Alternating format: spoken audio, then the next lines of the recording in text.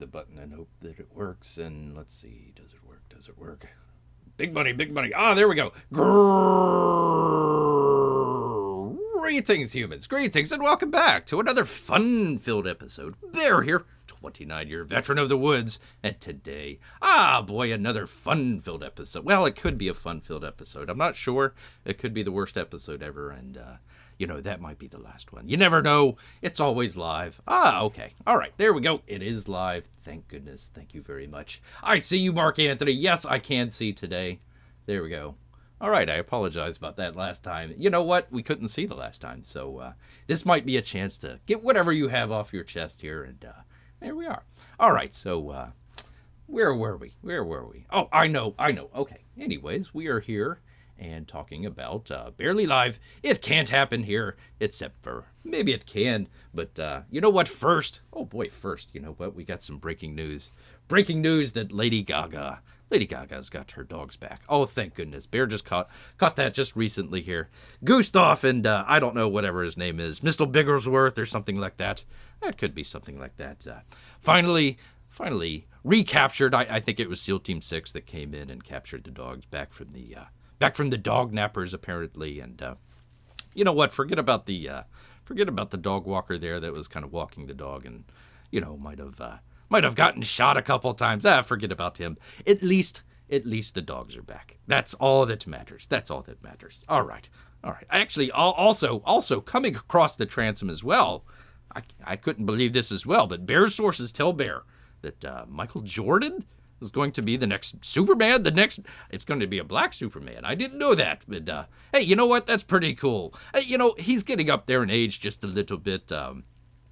But hey, he's the best player in basketball, I think. So good job for Michael Jordan. Going to be the next Superman. I think J.J. Abrams is going to be doing that, and it's going to be interesting. One of the things, I think they missed an opportunity here to finally, one of Bear's dreams, other than maybe Nicolas Cage, would have to be Shaq.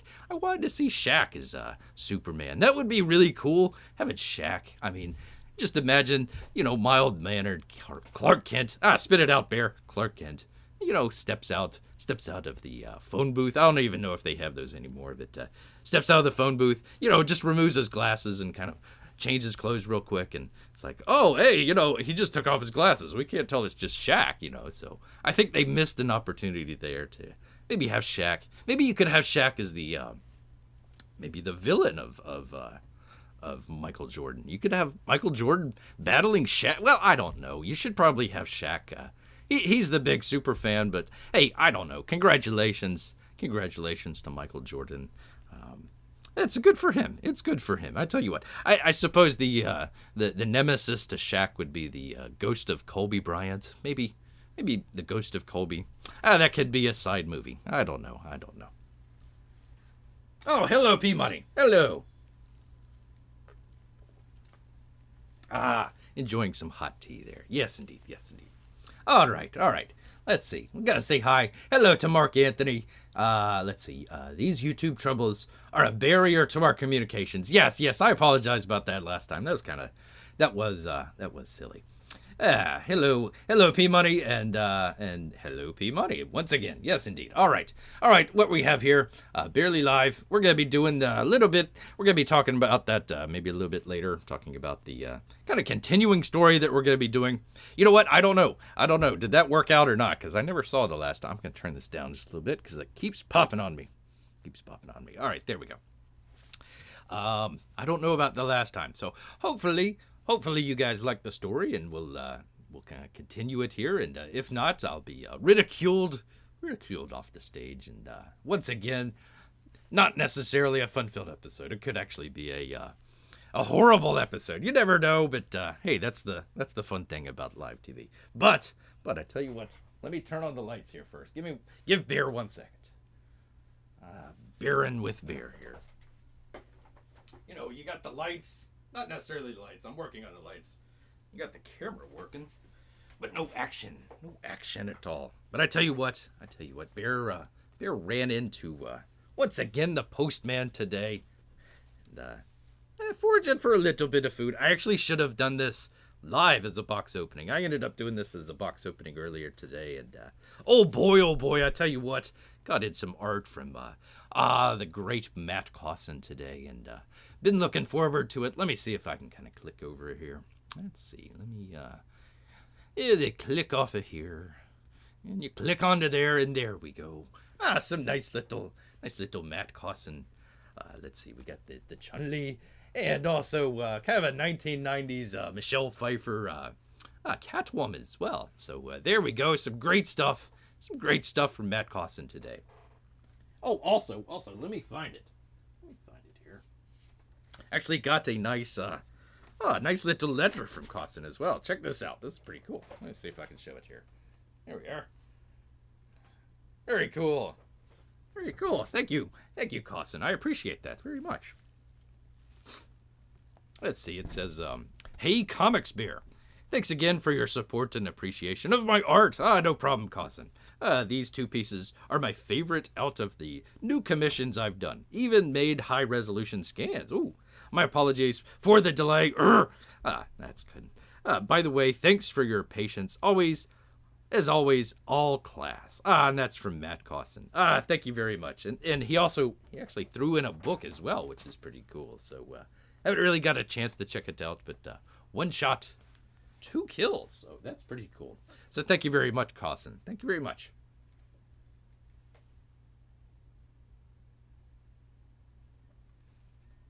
You gotta say after you take a drink. Otherwise, people like, where did Bear go? I'm just taking a drink. That's what. All right. Let's see.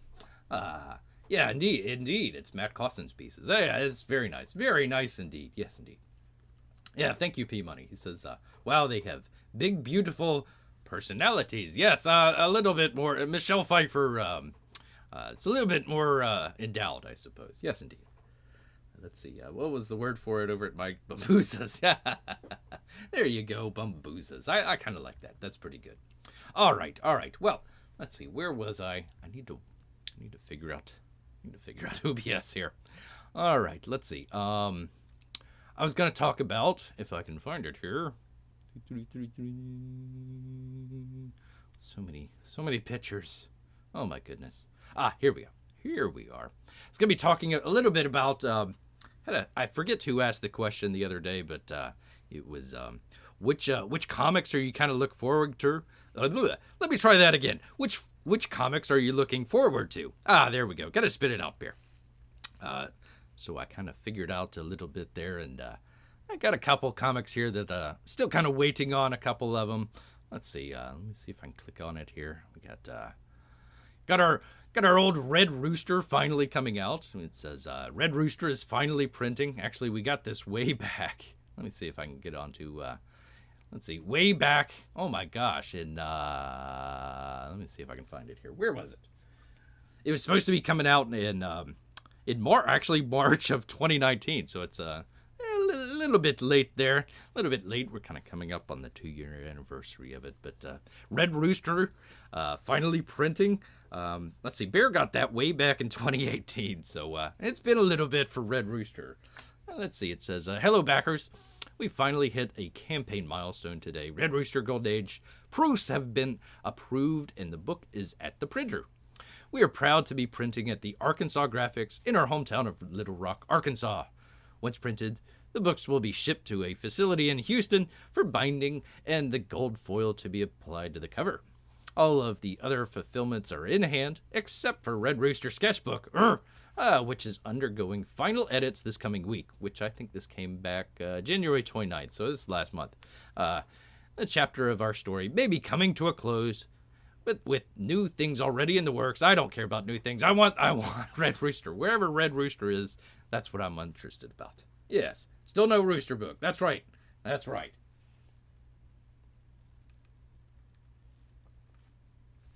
Yeah, I'm still waiting on Monster MD as well. But that's good, P Money. It finally crossed the border. You gotta kind of sneak it across. I kind of imagine it kind of like at night, like around the Niagara Falls or something like that. Kind of like a special team is kind of sneaking comic books across the border. That would be kind of cool. Yes. All right. Let's see. So it was Red Rooster. Where's my notes? Where were my notes? Gosh darn it, Bear. Let me tell you what. I probably dropped it here somewhere. Anyways. Oh, jeez. I tell you what, that paper had everything on it. Everything.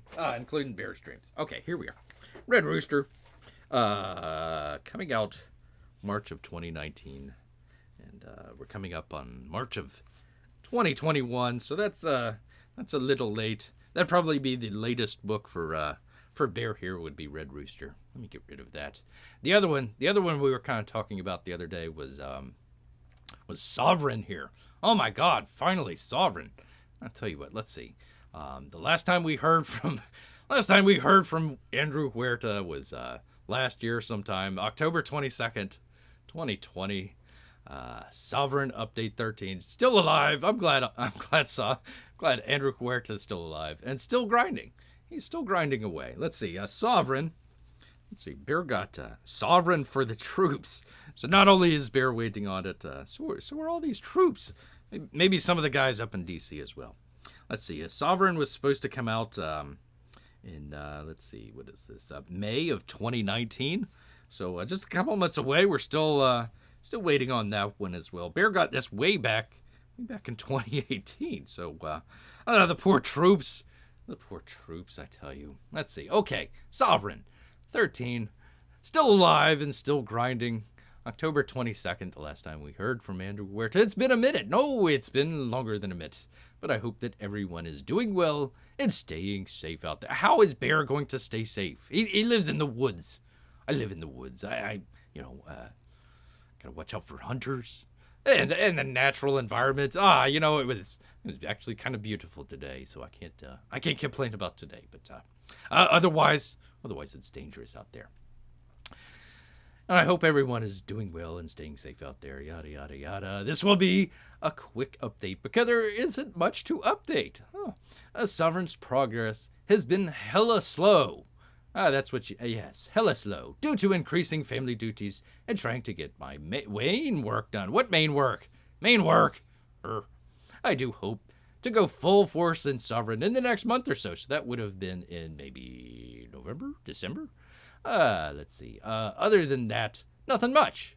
I do have a couple Sovereign pages, layout pages of a dream sequence I could show you guys that are pretty cool. And they were pretty cool, but still, I mean, that's the last that we've heard from Andrew Huerta, so I suppose that his main work is still going on and still not finished. So that would be Sovereign, still waiting on it. It was supposed to come back May 2019.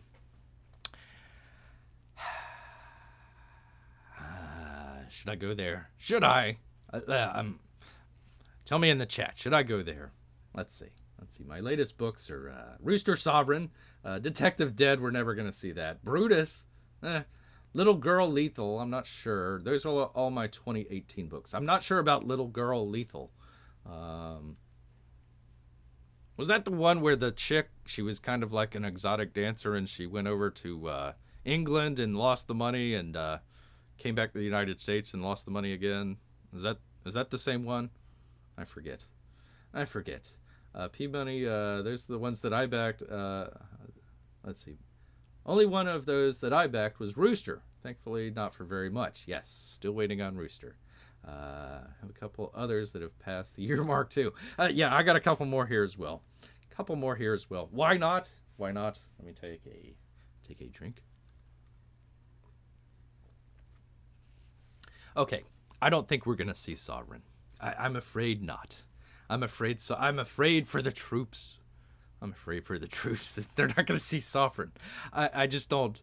I don't see Andrew Huerta. Gosh, I wish I would have posted how much he made. I know it was over 50.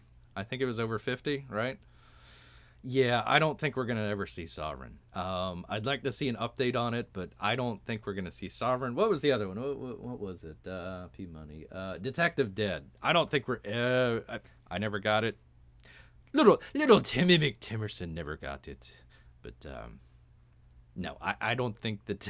I don't think that we're going to see either of those books.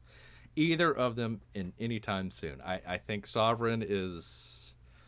what does I don't want to go there, but I'm not sure what Andrew Huerta's main work is that he's working on, because it shouldn't be that hard to do a book in 2 years. I understand where Mitch is coming from. He has a whole different starting a giant corporation with Walmart. I understand that, but Andrew Huerta, oh, the troops, the poor troops. I tell you what. Okay, take a drink. All right. Cheers to Mark Anthony. Sovereign barely cleared 40K? Really? Holy cow. Okay. Still 40K? Shoot. He was like a first-time artist, right? I want to say he was he was kind of a first-time artist. So yeah. It's one of those things. You know, I probably back more books. Little Timmy McTimmerson's backed more books. And Bear's kind of taken him over. That have came in that are fine. But things like, Sovereign, that leaves a bad taste. The tongue. Bad taste in Bear's mouth. Red Rooster, I can kind of understand. I want to hear an update, kind of seeing what's going on with that one as well. All right. The poor troops. Yes, the poor troops. I thought it looked interesting, but never back Sovereign. I think it looks really interesting. I think some of the stuff that Andrew Huerta had done in the past, I guess, some of the stuff that he was showing off looked great. Oh my God. But, I mean, shoot, he had like a couple pages that he showed off. Okay, so you've done those. Okay, how much longer does it take to just, I mean, you could do a page a month, maybe? Page every other month? And still be able to do it. So even for 40K, come on,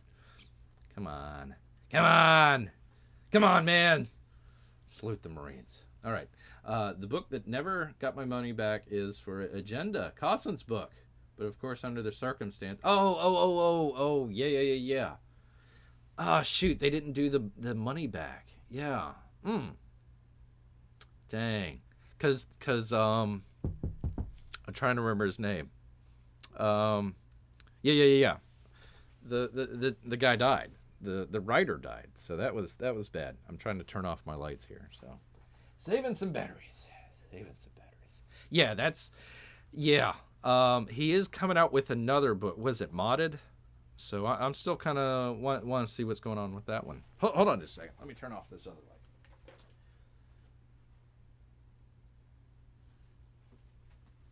Because they run on battery power. And they also get hot. Here we are. Let's see. The book that you'll never get back is Agenda. That did look good. That actually did look pretty good. Never even heard of that one. Yeah. I'm trying to remember the guy's the writer, but yeah. A page a month. I mean, okay, a page every 3 months. A page every 3 months. You can do it. You can do it, Huerta. You can do it. All right. Sometimes I wonder with a few creators. Let's see. 5 books from 2019 I'm waiting for. Oh, okay.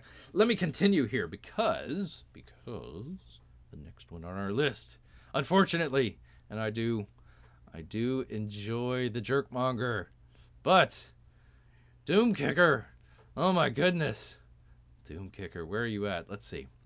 Doomkicker is back online. January 15th, 2021, by Elliot Fernandez. Doomkicker is back online. Yes. Hello, backers. I hope you're well. Doomkicker production is back up and running. I'll be posting pics of the art and more frequently, depending on any future job schedules. I'll also be updating the Instagram with this art, as well as along the way for those of you that are following there. I need to do that again. I will be updating the Instagram with this art as well, along the way for those of you that are following there. That is a run-on sentence. Oh my goodness. Stay well. We will, Elliot. But where is Doomkicker? Let's see. Beer back that in 2019. So I think that had been going on for a little while. Let's see. So that would be 2019 book. It was supposed to come out in February of 2020. And we all knew what happened We all know what happened last year, especially in February of 2020. Excuse me. So I think, boy, once again, should I go there? I do like Elliot, and I think it should be finished. Actually, hold on 1 second. Beers stash here. There we are. Click off of this. There we are. Because I've got a little bit of an Elliot work here with the Doom Kicker. There he is. So, yeah, I'm waiting on Doom Kicker as well. I hope that everything's kind of working out for Elliot, and he's able to kind of pick up everything. And he kind of checked out of YouTube for a while. Bear actually enjoyed some of the walk along videos that Elliot was doing. It's in beautiful Tampa Bay. Yes, indeed. All right. Let's see. And I'm gonna get to that, Mark Anthony. I'm gonna get to that one. But anyways, back to Doom Kicker real quick. Should I go there? Let's see.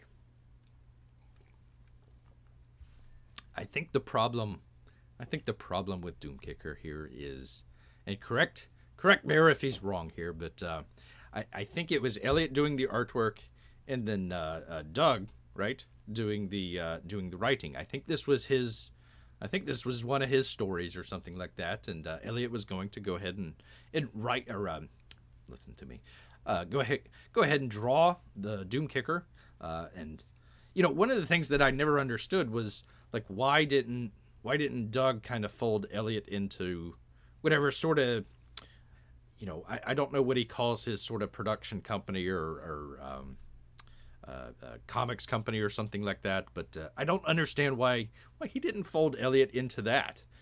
Doug's been making some nice cheddar on the Bigfoot Bill, and of course, at the time it was Earthworm Jim. Bear's got his copy of Earthworm Jim. Actually gave that to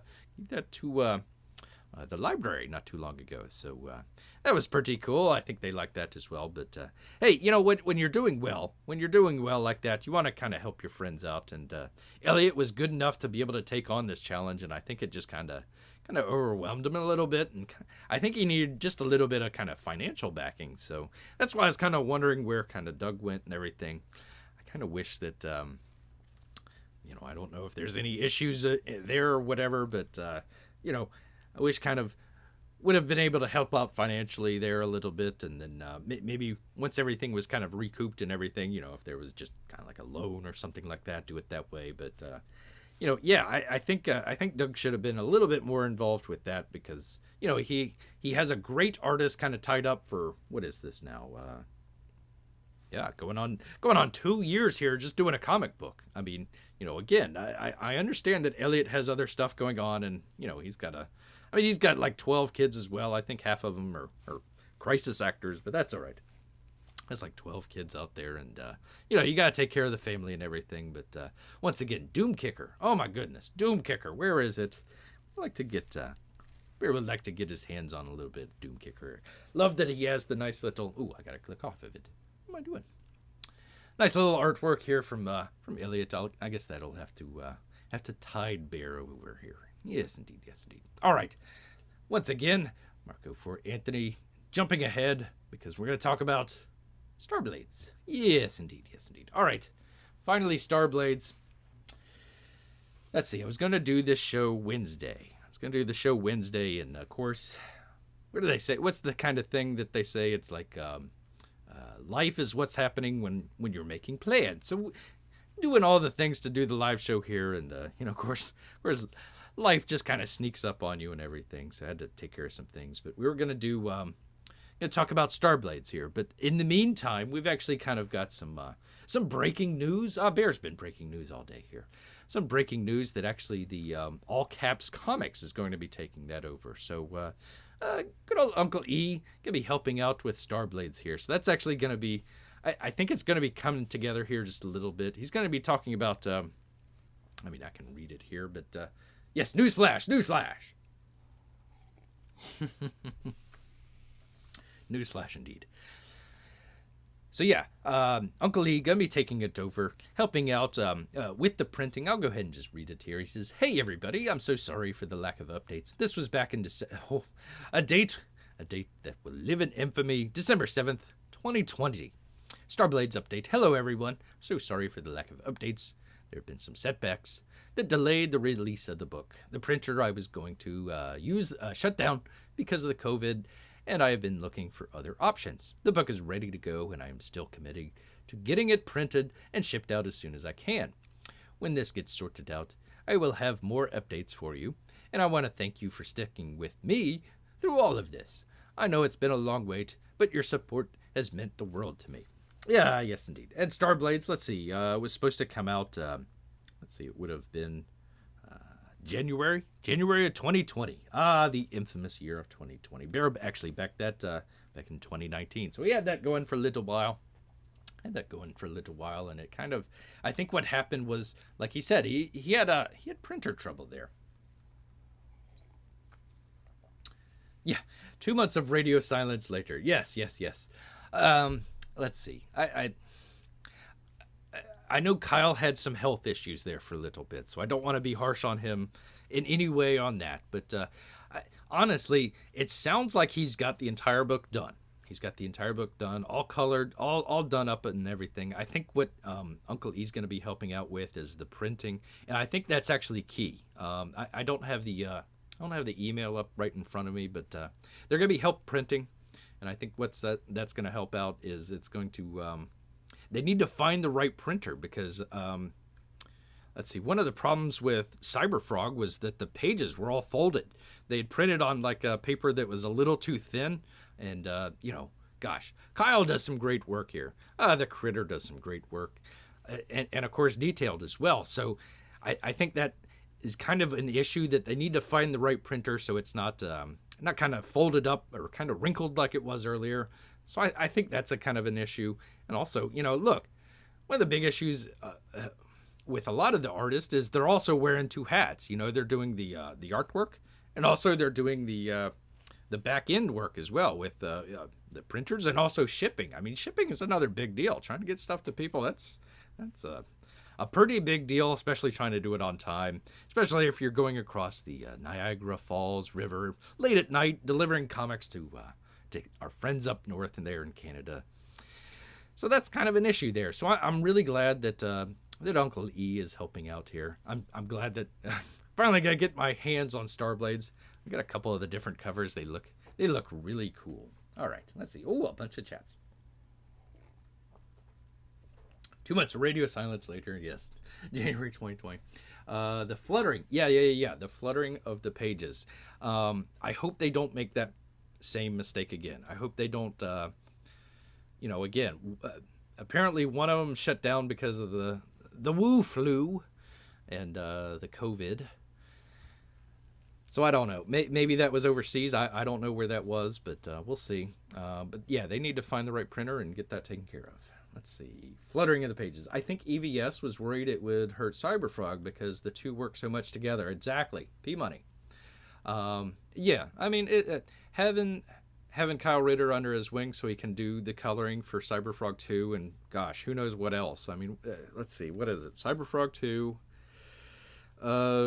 Rainbow Brute. Let's see. They did some of the older Cyberfrogs, right? Where they were going to redo them or recolor them or something like that. So that's like 3 books. So yeah, Kyle is in demand. So yeah, getting that out from underneath him. See, this is the thing. This is what I kind of thought was going to happen kind of early on with Comicsgate. Was you're going to have a couple of the bigger guys come up, Ethan or Doug or whoever. Your boy Zach. That's a great comparison. Your boy Zach, he does really well.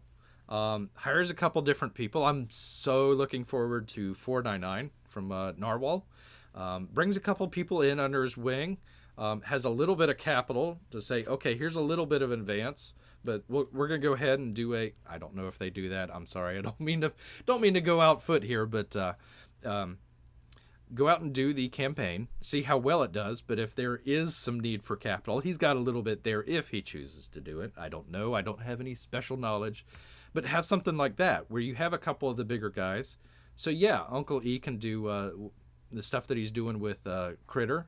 He's also doing something else. There was another one as well that I forget that they were also co-doing or co-creating or something like that.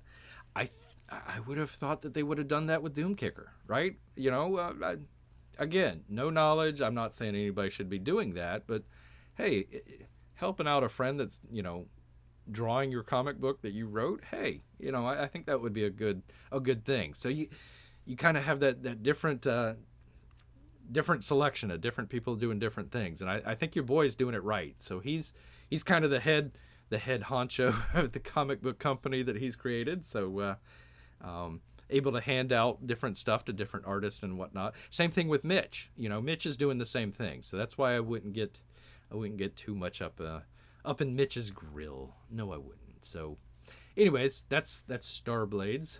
That's Starblades. Published by All Caps Comics. Yes, indeed. Yes, indeed. All right. Let's see.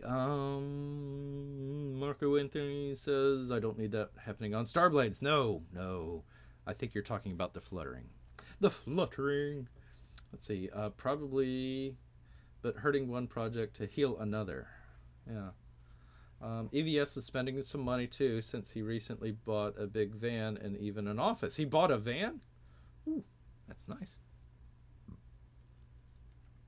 I wish I had a van. I could have a van down by the river. That would be nice. Kyle Ritter colors everything. Yes, he does. And also, I'm trying to think. I had a brain fart. Eric Letters. Eric Letters too much. He always does the lettering. Just like Rob. Rob is drawing a lot of stuff too. Getting ahead of myself though. You were thinking Creed. EVS is doing. Oh, Creed. Oh, okay. Yeah. I haven't looked much into that, but I heard something about that. And I was like, oh, okay, cool. The Snowman. I think that's what I was thinking of, was the Snowman comic. Yeah. I don't know anything about Creed. I think didn't it star Michael Jordan? Michael Jordan, I think, starred in Creed with Sly Stallone. All right. Enough of this jibber jabber. Got a little Cossin there, a little bit of Elliot Fernandez. But you know what? Let's see, what time is it? I think we've got time for a little bit of what we're going to be talking about here today. And I am vamping for just a second so I can bring up the thing, and now I've covered it.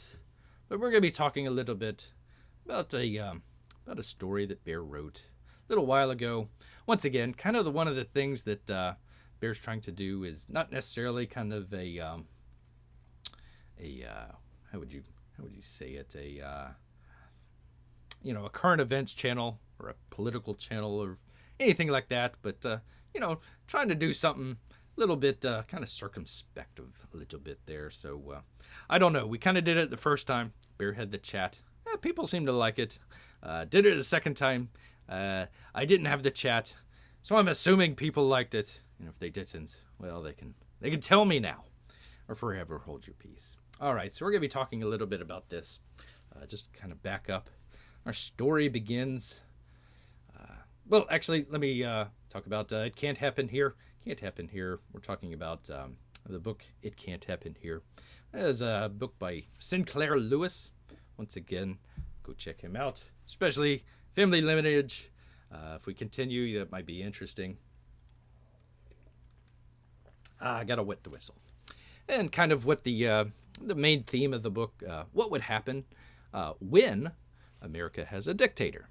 So it was made back in the 1930s, talking about what would happen, kind of a alternative to what would happen if FDR lost in, I think, the 1936, 30, something like that, election. And kind of had a guy that went a little bit overboard and decided to bring a dictatorship to America. I tell you what, it's sometimes hard to talk, especially as a bear. So what would happen when America had a dictator? That's kind of the theme, kind of what we're doing today. So where we're going to be, I tell you what, let me take another drink. This whistle needs to be wet. Gotta slow down. Bear. All right. So we're talking about the Japanese internment. And actually what this is one of the largest mass trials in U.S. history. Federal history, I believe. And what we had here, I forget how many. I want to say 30, 40, something like that. You had a bunch of dissenters. That didn't want to go off to war. They were fighting a war over in Europe.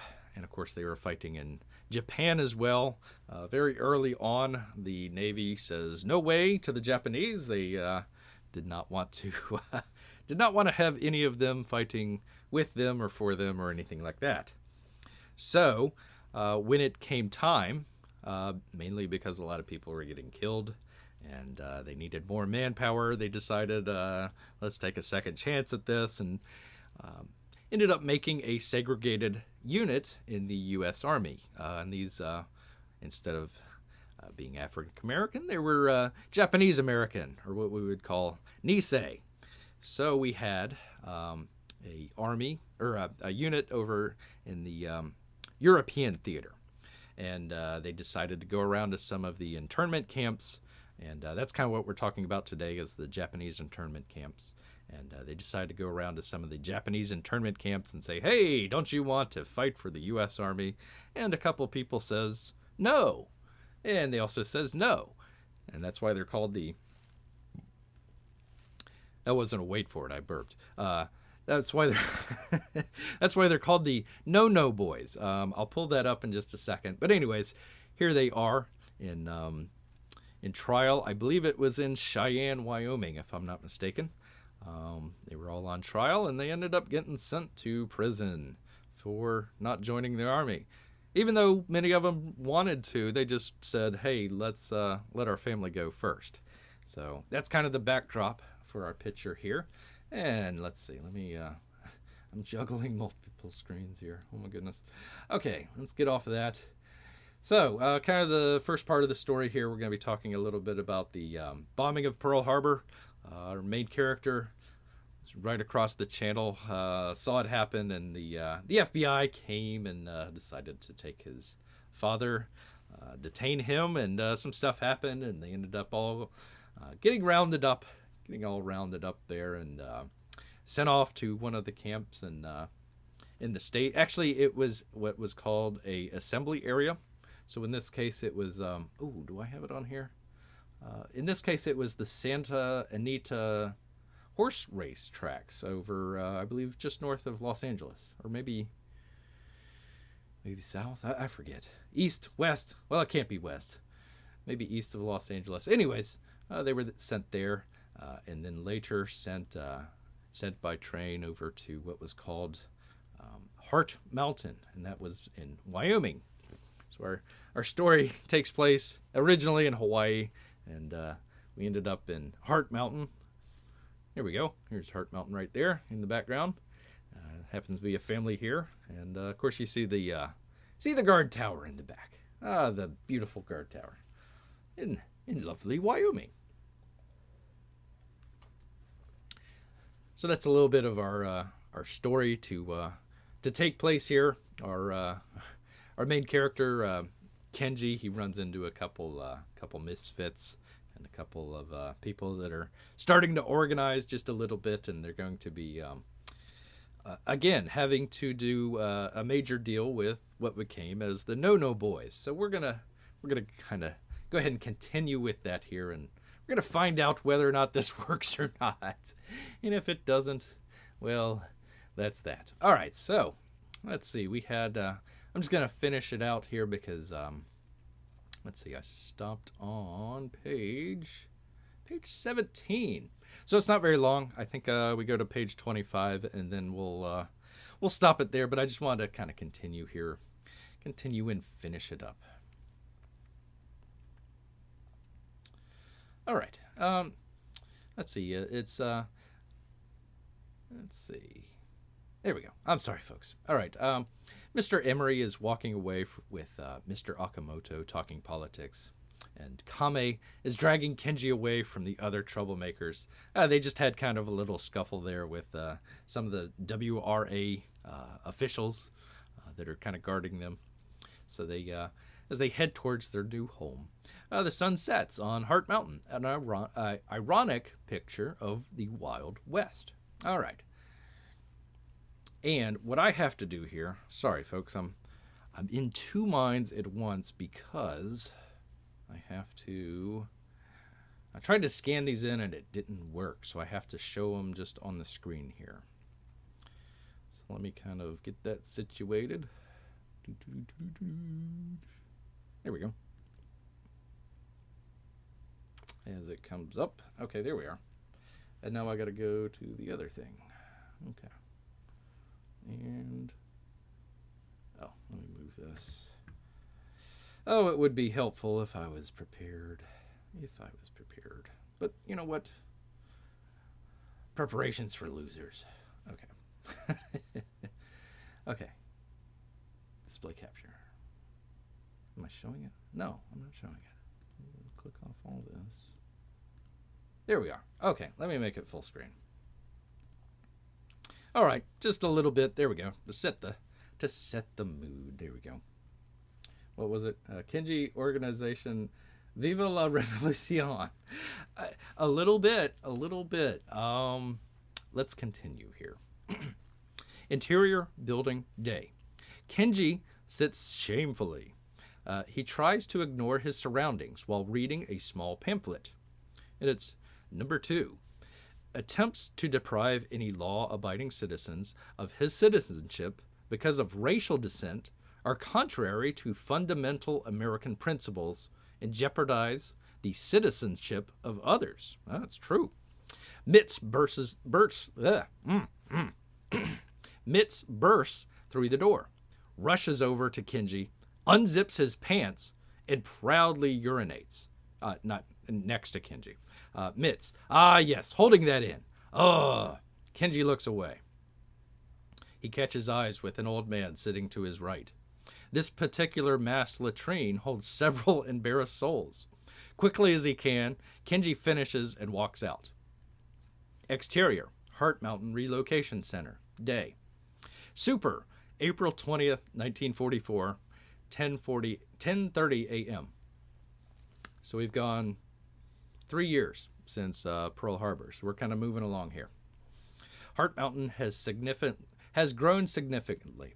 All around, people are going about their daily lives as best they can under the circumstances. A springtime sun has brought out all of the colors of green, vegetables, fruits, ornamental flowers, and abundance of plenty produced from the high desert plains. Kenji walks down Avenue K. Mitz runs after him. Hold on just a second. I'm going to get some water. Hold that thought and consider everything I just said.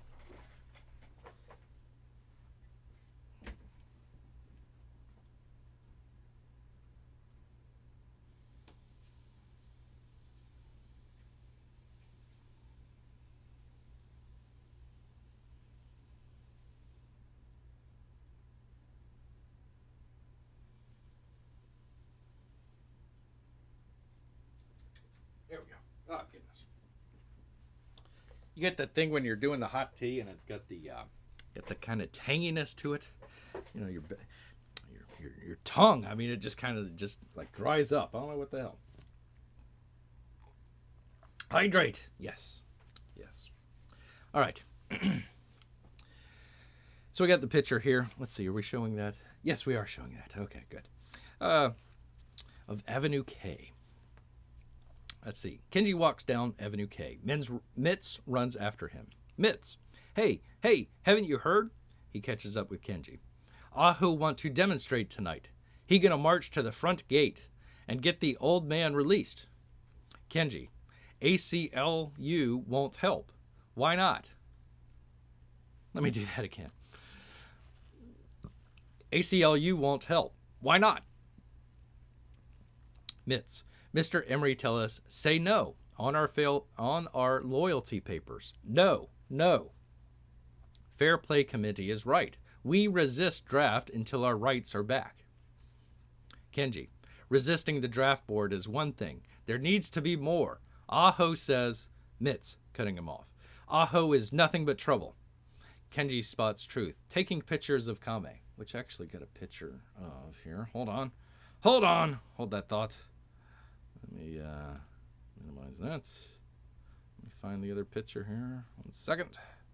Because I thought this was pretty cool. It kind of lined up with it. All right. There we are. That's pretty. Oh, was it her? Oh, here's another one. Yeah, I kind of like this one a little bit better. Here we go. Just to set the mood here. Just to set the mood. Kenji spots Truth taking pictures of his Kame. Kenji, in Japanese, son of a bitch. Kenji sprints towards Truth, leaving Mitz behind. Truth, meanwhile, is enamored with his subject. He looks at an image of a beautiful woman with a picturesque background, tragically trapped behind barbed wire. Truth, I like, and one more. Kenji runs up and blocks the view. Truth, hey! Truth takes one look at Kenji and runs away. Kenji yelling after Truth, where'd you get that camera? To Kame, where did... Kame, oh, look at you, the sheriff of Barrack C. Can't we have some fun? Kenji, cut it out. If they... Looks around. If they find him with... Kame walks off in a huff. Kenji follows after her. You know what would happen if the WRA catches anyone with a camera? Kame, the WRA can arrest us all, not while the spring crop is coming in. Who else would grow their beets? Kenji, okay, but you and him shouldn't... Kame, if I remember correctly, you and Yuki Amagoto at the fall festival, when the two of you headed off to... Kenji, okay, that's enough, not so loud. Kame, laughing to herself. The two make it back home. Another family has a victory garden in the front of their barracks. An older woman tends to her garden as Kenji and her sister walk past, which I actually have a picture of. I do. 1 second. It's pretty cool because they did have, it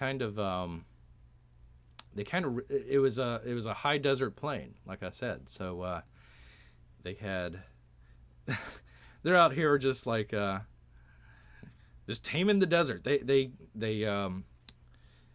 I forget what was it back then, the Make Work Authority. I forget the WPA or whatever it was called. Anyways, they made a canal bringing some of the water out to the desert here, basically, and to bear as well. Yes. So they brought the water out and allowed them to grow what was at the time beets. So they were out here growing the beets, and also had these kind of victory gardens as well, which was pretty cool. I mean, out there, booyah, that's pretty cool. All right, and I needed to show 1 second here, and we'll get back to it. Here we are. So this is what it looked like inside. So I'm just gonna, we were doing a scene, so I just kind of wanted to show.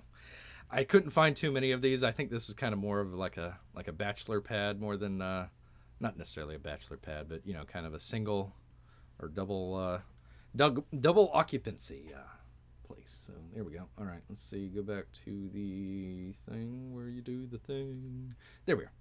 Interior. Kenji's home moments later. Kame and Kenji enter. Their room has changed significantly. A Spartan accommodation has been transformed into a cozy space, if a bit cramped from the 20 by 20 layout. Mother is nearby, ready for her hospital shift, while father heats a teapot on the coal stove. I tell you what. Kame, Mama, do you remember Yuki? Mother, the young girl you were friends with back home? Kenji cuts off his sister and announces himself. Kenji, father, I have news for you. Unresponsive, father continues to labor over his tea. Kenji, we have decided to make a stand. Mr. Okumoto's arrest was the last straw. Resisting isn't an option anymore. We must demand all of our rights be returned before any of us are drafted from Heart Mountain. Mother. Kenji, please. Kenji. You should be given your rights back, Mama. I do this for you. Kame. Don't get her involved in this. Not when you dishonor. Kenji. I will say no. Kenji takes out 3 folded pieces of paper. He hands it to Kame, and she reads. Kame.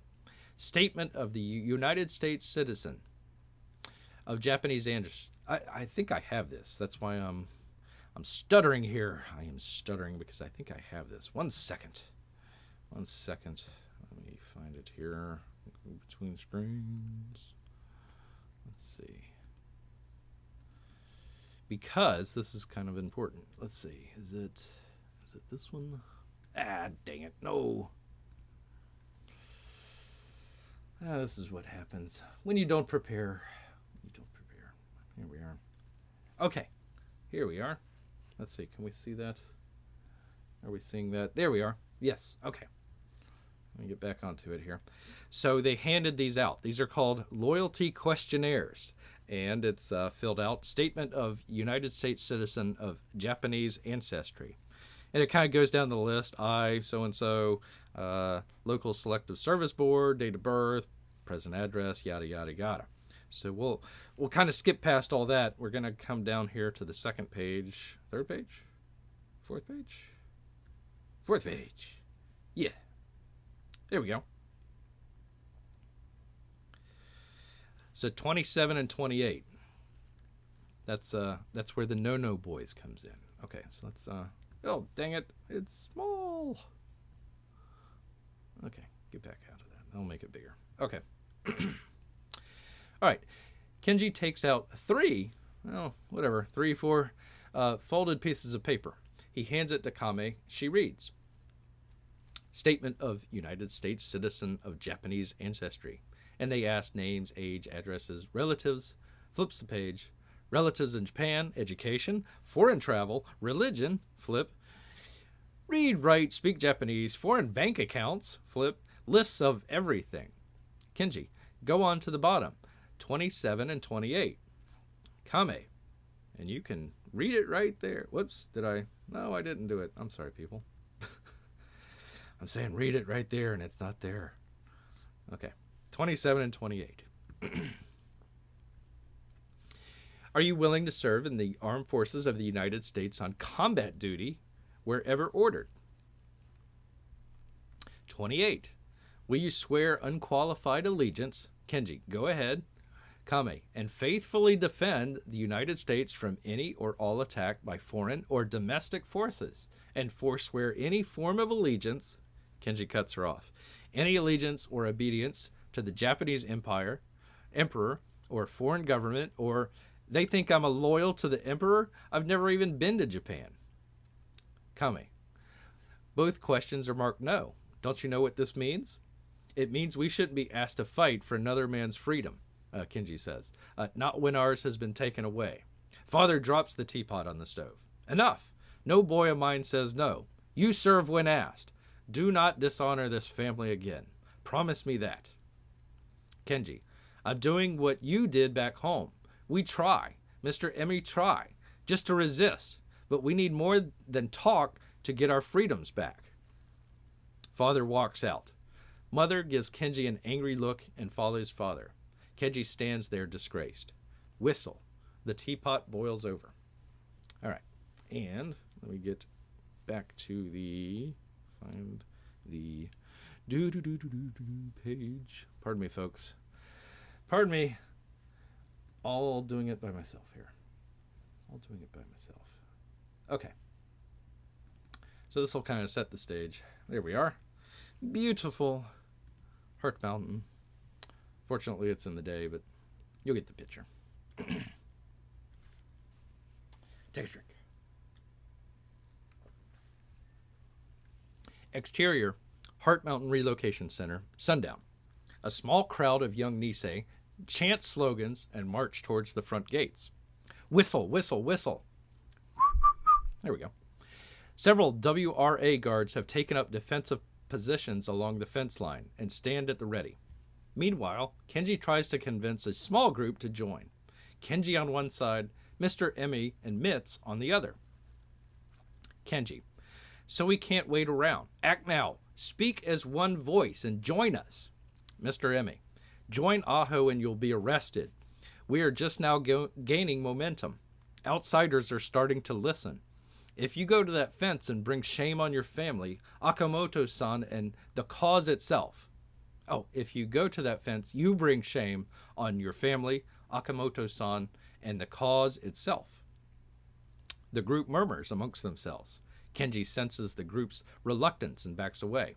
He joins the march instead and makes his way to the front with Aho.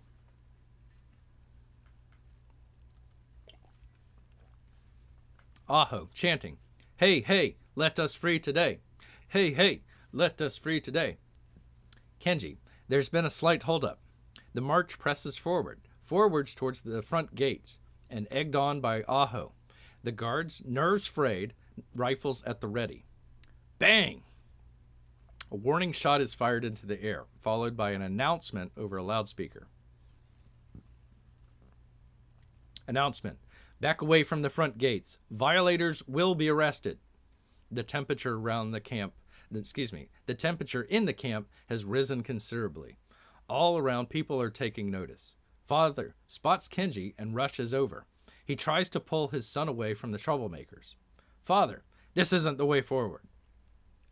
Kenji pushes back, so Father addresses the crowd.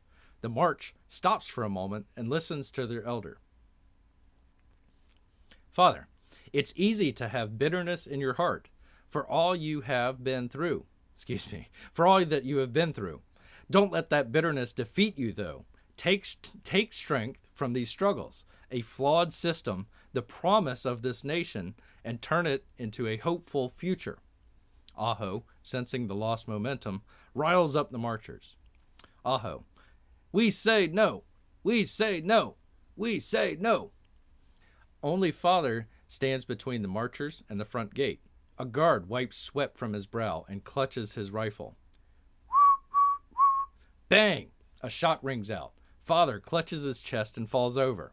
The crowd runs away as Kenji screams out. Interior, Heart Mountain Hospital, later. Father is rushed into the waiting room, leaking blood on the laminate floor. Mother and a team of nurses come through the operating room and lay the patient down on a gurney. It's only then that Mother sees who it is. And just like that, Father is rushed back into the OR. Kenji covered in blood. Exterior, Heart Mountain Relocation Center. Various. The hospital hums with activity. The boiler room's long red brick chimney reaches into the moonlight. As night falls and becomes day, the camp goes back to a normal state of affairs. I'll try and find that picture in just a second. Interior, Heart Mountain Hospital. Morning. Kenji and sister sit with each other on a wooden bench. They've been up all night and their faces show it. 3 men walk in, led by Warden Rayburn. Warden Rayburn, son, these men are from the U.S. Marshal's office. Come quietly, we'll make a fair offer. The U.S. Marshals, 40s, gruff, place Kenji in handcuffs. Warden Rayburn, the Army's come to town, looking for some recruits. Kenji, I've already told them no. Mother returns from the operating room. Sister runs over and sobs loudly. Mother leads in to console her, and she begins to show her emotion as well. Mother begins to show emotion herself and takes a moment to get composed once again. Warden Rayburn, ma'am, I apologize at a time like this. I need your son to come with us. He's a lot to answer for, but if he helps his country, I'll make sure that you and your family are looked after. Mother ponders this for a moment, so soon after her loss.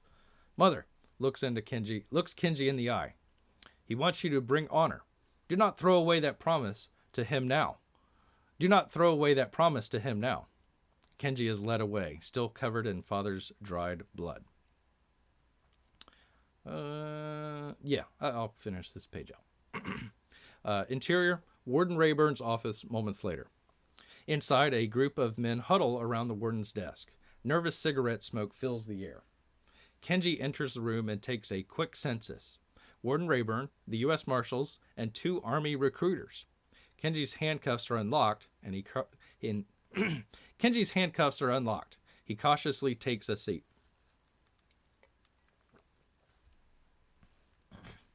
Warren Rayburn.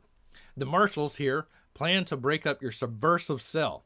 Came for the old man first. Now all this happens. WRA can't let your riot make the papers. It's a sensitive topic, and the DA wants to make an example out of you. I've convinced him otherwise. Pushes Kenji some papers. Names, dates, and sworn statements. Everyone involved in this fair play committee. We plan a speedy trial, and with your help, a conviction. In return, the DA agrees to waive any charges against you for Kenji. Against me? Warren Rayburn. That's right. Leavenworth's filled with dissenters. Now listen, this is a win-win for everybody, including your family. Don't mess it up. Kenji looking at the papers. What do you want? Warren Rayburn. Unlike your friends out there, you're going to sign up, an example to everyone in the camp. One army recruiter walks over and closes the blinds. The other sets up a film projector. The lights flicker off, and the projector starts. Fade to. And it goes on to a great movie, and I wish I could have found it, but I haven't found it just yet. I need to search for it. But it's we're going to transition from our lovely camp here to a war story. But that's kind of the end of what I guess you can call it can't happen here, because it's the end of the first act of a movie that Bear wrote a couple years back, and I hope you guys liked it. Let me I had a couple other pictures here as well. Where was it? Oh yeah, I got the nurses. Let's see, does that show up? There we go. Here's your nurses. Here's your nurses there. Let's see. I had a couple other ones. Let's see. Oh, here. I think this gets a better shot of the is that the cold chimney? No, I don't think that is. Let me see if I can find a wider shot. A wider shot. But anyways, that's what the chimney would have looked like. If I could find a wider shot. Let's see. Is this one it? Yeah, there we go. So that's the chimney kind of in the far background. That kind of gives a kind of a sense of scale. Sense of scale of the place. Yes, indeed. All right. Hydrate. I'm hydrated. Let's see. Wow. P-Money. Wow, so much detail just trying to figure out someone's race. Yeah. Yeah, actually, well, we call them internment camps. The technical term, and I don't want to ruffle anybody's feathers, but the technical term would be, once again, not to ruffle anybody's feathers, a concentration camp. That has nothing to do with what you're thinking of. It's actually a technical term of you're concentrating a group of people. So in this case, Japanese. They were just going after the Japanese on the West Coast, unfortunately. They were just going after the Japanese. It wasn't the Chinese. It wasn't the Filipinos. It wasn't the Koreans. Go down your list there. It was just the Japanese, because that's who attacked. So, all that just to narrow down one group of people. Drink me up some Hardee's Yo-Yo. Oh, okay. Well, I'm just going to drink water. Oh, yeah. No, it's, well, not necessarily the end. I mean, we can continue this if you want, but it changes. It kind of goes from, I don't know what you would kind of call this part, political thriller, maybe? Not necessarily a political thriller. Anyways, it kind of changes gears. It changes gears. So we're going to, if you guys want, it'll be talking about World War II. So we're going to be talking about World War II, and we'd be talking about actually one of the top 10 of all time U.S. Army battles of all time. Top 10. And you've probably never even heard of it. You might have, I don't know. Some of you might be World War II aficionados. But yeah, once again, if you guys go check out Go for Broke, you can probably find that on YouTube. That's kind of what we're going to be talking about if you guys want to continue that. Like I said, wanted to do stuff every Wednesday and Saturday.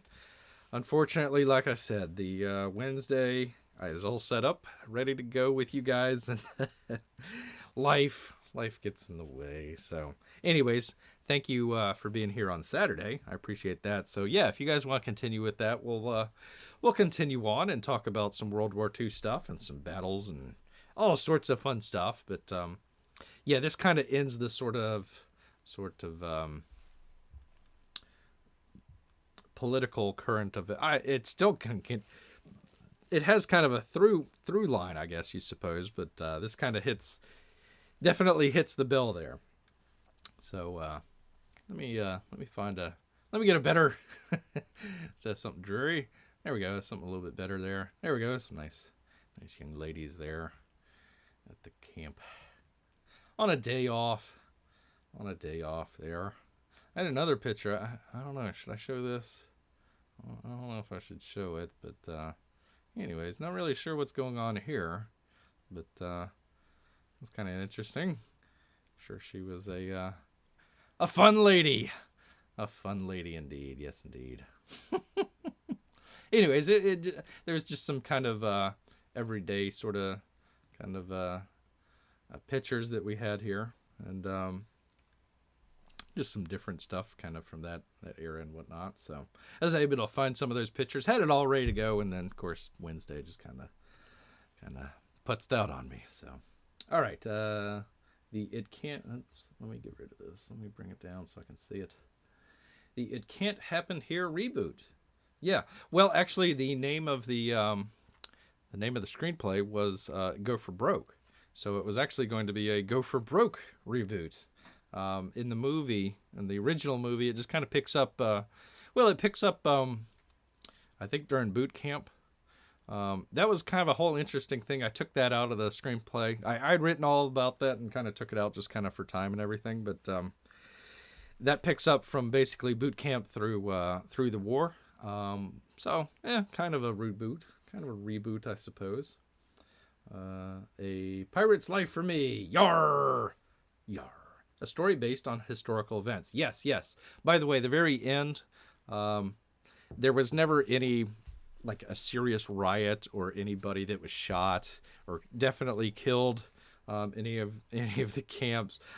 Those are fiction. I'm just trying to come parallels. At least at the time we were talking about the sort of Black Lives stuff that was going on back in. I was writing this in 2016, so kind of going a little bit back then, but. Just the parallels there, but that never happened. That never happened in real life. They did come for the No Boys, a number from each of the camps. I forget how many from Hurt Mountain. I think it was, let's say it was around probably 15 or 20, I think. And then a couple from the other different camps. Mr. Emery was the starter of the Fair Play Committee. So he was kind of getting that going and all that sort of stuff. And kind of big with that. Kind of shunned at the time, but then kind of later on, kind of as look back as, I don't want to say a hero, but kind of look back more positively. So anyways, that's kind of the historical part about it. And then I kind of spun off and did a little bit of a fictional part of it there. So yeah, I don't want anybody to get confused and say, oh my God, no, nobody was shot and killed. Nobody was in real life. All right. Just one of the top 10 or all 10. I don't know how they count it. I don't know because it was two different battles in the same location, so I don't know if they count each of them as one or both of them together. I'm not sure how they count it. But yeah, top 10. Think of all the battles that you would think of in U.S. Army history. Revolutionary War, Civil War, World War II. Like D-Day and Gettysburg and stuff like that. Well, this is one of those. This is going to be one of those. So, yeah. So one of the soldiers might have had a picture of one of these young ladies in his helmet or something like that. Let's see. We got another good photo to show you. This one, I don't know. This one kind of breaks my heart just a little bit, but here we go. Just in case you were wondering, yes, they did have little kids in the camp, and I think that actually is the smokestack in the background there. A coal smokestack. I don't want anybody to get any ideas. It was coal. They were just burning coal. Nothing untoward or anything like that. Anyways, I think that we were talking about that earlier in the screenplay. I think that's where it is. So, yeah. Unfortunately, little youngins that they took with them. They took everybody. So they were out here, like I said. They were out here doing the. Anyways, doing the farming. Because that's actually what happened. They took a lot of the people from California and Oregon, Washington State. A lot of them were farmers. Not everybody. A lot of them were, middle class. Accountants and, not lawyers, but, that sort of stuff, middle class stuff. But a number of them were farmers and everything, so they brought them out, and actually, to this day, that field probably is still producing. I think at the time that Bear went there, they were doing, I think, wheat or maybe soybean, something like that. They were growing beets back then because of the sugar. That was a big sugar thing because of all the rationing. So, there was a line in the I think last time that I did it where they were talking about the beets and listening to some of the complaints that some of the people in the camps had, and said, hey, we could stop growing your beets, and that'll be kind of an issue. But they never did. They were everybody. There, I think, was a group or a couple people, if I recall correctly, in San Francisco that might have had some either firearms or blasting caps or something like that. And if I recall correctly, and I don't, maybe one or two people in it must have been L.A. or it might have been Seattle, that got picked up that were actually legit threats. Everybody else, nope. They were all worried about sabotage, and no, they didn't do anything. So everybody was innocent. And let me see.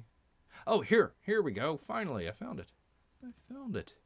In case you were wondering, Santa Anita. So you see the racetrack there. There's the racetrack. This is in L.A. So you see the racetrack, and then all the camps. So yes, legitimately, there were, and I included it in the screenplay. There were early on, horse stables that were taken over. So they actually had people in horse stables at the very beginning, because it took them time to actually build the facility. So, anyways, there's Santa Anita, just to show I wasn't making it up. All right, I was looking for something here. Give me 1 second. If I can find it. Can I find it? Here we are. Does it pop up? It didn't pop up. Why didn't it pop up? Oh, dang it. Let's see. Get out. There we are. So this is kind of what it looks like. So Santa Anita was right down there. So yeah, just right outside of LA. And then what we're talking about is Heart Mountain. So this is up here in Wyoming. So there was Heart Mountain, and just in case you guys wanted to know, let's see. I finally found a picture. You can barely see him. That's Mitz. That's Mitch Koshiyama. So he was actually a real person. Aho, I made him up. Truth is a made up person. We'll follow him along, but poor Mitz got sent off, and here they are. They're in the courtroom. So that's where the main picture came from. Yes, indeed. All right. How long have I been on here? What time is it? Oh, okay. Well, I'm definitely well over the hour that I planned on doing this, but yeah. Anyways, they were there, and also let me grab it real quick. In case nobody, I made a real quick reference to the ACLU. They didn't help these guys one civil bit. So if you think they're on your side, they're not. And also our good friends at the old Supreme Court. Here was one of the Supreme Court cases. Komayatsu versus U.S. Oh gosh, there was one, and I forget which one because they're both kind of similar. But one was on the East Coast, one was on the West Coast. One of them wanted to get arrested just to challenge the law. The other one was driving around his girlfriend and got picked up. Anyways, they challenged it all the way to the Supreme Court, and both times they said. So, anyways, the Supreme Court, up until now, unless they've said something, I don't know. But interning people based on your race is totally cool by the Supreme Court. So I would love to hear some, because they always go back to precedent. So there's your precedent right there. Thank you, Supreme Court. I think it was, 6-3 or something like that. Both times said, no, it's totally cool. So, I'd love to hear them kind of revisit that, but I don't think they will. I don't think those lawyer types will. But anyways, there they are. Anyway, so I just want to kind of end on that note. Like I said, if you guys want to continue, we'll start doing some of the World War II stuff, if that kind of interests you just a little bit. Like I said, it was an entirely segregated unit in the U.S. Army, just Japanese soldiers. And let's see, top 10 battle of all time fought, and one of the most decorated units of all time, period. So, they had a lot going for them. So if you guys want to check that out, we can. If not, that kind of concludes the talking about the internment for now. But like I said, we can talk about the World War II and kind of what happens after that, and kind of go from there. So, yikes, of course. Yeah, yikes. Let's just they did. They totally did. In fact, if you want to hear about it just real quick, the government, they came out, they says, oh yeah, here's our reasoning why we shouldn't, or we should lock up all these people. And it was the military at the time, and when some of the generals got a hold of it, they says, yikes, this is a little too racist, don't you think? So they went back and redid it, and when they filed for the Supreme Court, they never told them about the original copy, and tried to hide it from them. So the Supreme Court was actually going off of some bad knowledge, but still, they totally screwed up twice. So that's no excuse. So yeah, swept it under the rug. Nobody's heard about that, and I'd love somebody to bring a case to kind of challenge settled law here, but I definitely don't want to be that person. Sounds very constitutional. According to the Supreme Court, it is. It's settled law. It's precedent. Everybody loves precedent. This is precedent. Yeah, nobody. I don't think anybody has ever cited anything in this decision in any other case. I don't think anybody has ever touched it. So, anyways, this is one of these types delete things. So we'll just leave it there. Anyways, hey, thank you everybody. Thank you everybody on a Saturday night. I appreciate everybody coming out and checking out. Hey, we've ran the gamut here. I mean, talking a little bit about Michael Jordan being Superman. This is crazy. I mean, he can jump, but now he can fly. I mean, he one of the best. I think they missed out on Shaq. They really missed out on Shaq, but that's all right. Lady Gaga's got her dogs back. I don't really care. Got some nice artwork from Cossin. That's some great stuff. Let me show that again real quick. We'll leave out on that note. How about that? We'll just leave out on some, if I can find it here. Oh, dear God. If we can find it. There we are. We'll just leave out on some Cossin art. Some great stuff there.